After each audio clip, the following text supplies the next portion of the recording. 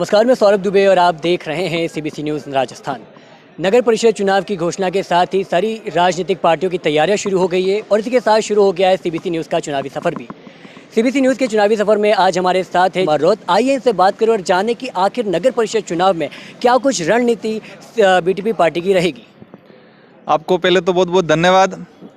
ये जो नगर परिषद जो चुनाव है और हम लोग डूंगरपुर डिस्ट्रिक्ट में हमारा जो नगर परिषद जो डूंगरपुर है और सागवाड़ा जो नगर पालिका है, दोनों जगह सभी सीटों पे हम कैंडिडेट उतारेंगे और हम कैंडिडेट ही नहीं बल्कि हम सभापति भी बनाएंगे। और ये पूरे दावे के साथ कह रहे हैं क्योंकि यहाँ पर पूर्व में भाजपा की सरकार के जो व्यक्ति थे वो बैठे हुए थे और वर्तमान में राज्य में कांग्रेस की सरकार है और डूंगरपुर में कई कांग्रेसी बड़े दिग्गज नेता हैं। लेकिन पंचायती राज चुनाव में जो खेल हुआ, उस खेल को जिन लोगों ने, शहर के लोगों ने जो कांग्रेस को मतलब जो 70 सालों से हम बात करें 1950 के बाद से इन लोगों ने कांग्रेस को मत दिया था।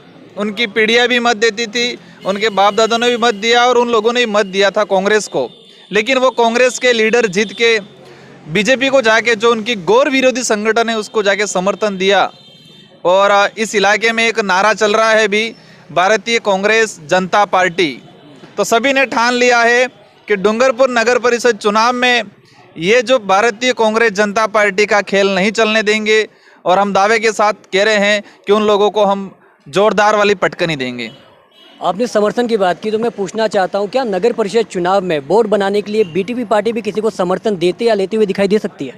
देखो, ये बात की स्थिति बनेगी, लेकिन हम वास्तविक तो ये है कि हम लोग हमें पूरा भरोसा है कि हम हमारा बोर्ड स्वतंत्र बिठा देंगे, किसी को समर्थन देने या लेने की ज़रूरत नहीं पड़ेगी।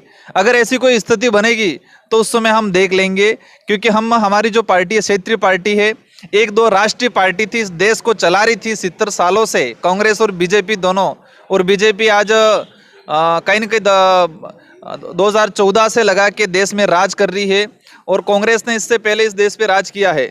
और दो गौर विरोधी पार्टी कहीं न कहीं बीटीपी से घबरा के एक हो गई है। और हम तो ये मानते हैं, हमारा भले जिला प्रमुख नहीं बैठा, लेकिन ये जो दोनों की जो सच्चाई थी वो जनता के सामने आ गई है। और आप देख लेना, इस नगर परिषद चुनाव में भी ये खेल हो सकता है। अगर हम कंपटीशन में आए तो कांग्रेस और बीजेपी वापस एक हो सकती है और वो कहेगी हम दो एक नहीं हुए हैं। जनता लोगों को कहीं न कहीं बेवकूफ़ बनाने का फिर काम करेगी। आपके चैनल के माध्यम से मैं डूंगरपुर के जो शहर के जो जनता है उनसे निवेदन करूंगा कि आप इस कांग्रेस बीजेपी का जो खेल है उसको समझ चुके हो, तो उनको कहीं न कहीं उनसे दूरी बनाए के रखे।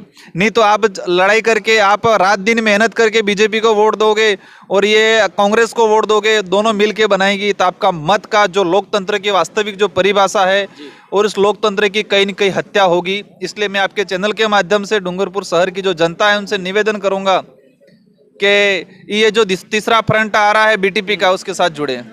पंचायती राज चुनाव के बाद और खासकर डूंगरपुर पंचायत समिति में आपने बीटीपी द्वारा कोई दावेदारी क्यों नहीं पेश की गई?